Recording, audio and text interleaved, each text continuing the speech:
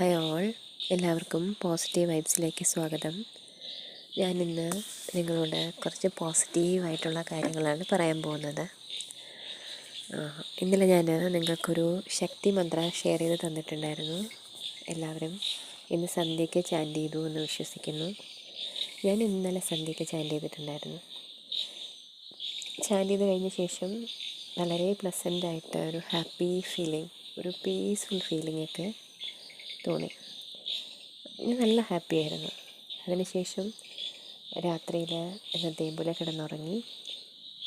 നല്ല ശാന്തമായിട്ട് ഉറങ്ങാൻ പറ്റി.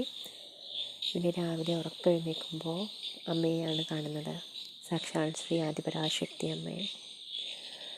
വളരെ ചിരിച്ച മുഖത്തോടു കൂടി അമ്മയുടെ 2 കരങ്ങളും എൻ്റെ മുന്നിലേക്ക് നീട്ടിപ്പിടിച്ച് നിൽക്കുന്ന അമ്മ. ഞാൻ ഭയങ്കര ഹാപ്പിയായി. എനിക്ക് ഭയങ്കര സന്തോഷം തോന്നി. അതിനുശേഷം ഞാൻ എന്നും രാവിലെ കീർത്തനം ഇടാറുണ്ട്. അപ്പോൾ ഫോണെടുത്ത് ഞാൻ കീർത്തനം ഇട്ടപ്പോൾ ഫസ്റ്റ് വന്നത്, ഫോണെടുത്ത് ഇങ്ങനെ യൂട്യൂബ് സ്ക്രോൾ ചെയ്തപ്പോൾ ഫസ്റ്റ് വന്നത് അമ്മയുടെ കീർത്തനമാണ്. ഞാനതിട്ടു. നല്ല പ്ലസൻ്റ് ആയിട്ടുള്ളൊരു സോങ്ങായിരുന്നു. എന്നും ഞാൻ കേൾക്കുന്നത് ഈയിടെയായിട്ട് അയ്യപ്പ ഭക്തി ഗാനങ്ങൾ, ചിലപ്പോൾ അല്ലെങ്കിൽ രാമനാമം, ഓം നമഃ ശിവായ, അതൊക്കെയാണ് കൂടുതലും കേൾക്കുന്നത്. പക്ഷെ ഇന്ന് വ്യത്യസ്തമായിട്ട് അമ്മയുടെ ഭക്തിഗാനമാണ് വന്നത്. കുറേ നേരം ഞാനത് കേട്ടു. എനിക്ക് ഒന്നുകൂടി ഒരു ഹാപ്പിനെസ് ഫീൽ ചെയ്തു.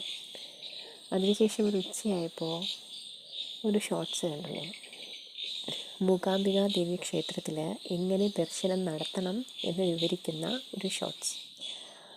അതിൽ വിവരിക്കുന്ന വ്യക്തി ആദ്യം മൂകാംബിക അമ്മയുടെ ഫോട്ടോ കാണിക്കുന്നുണ്ട്.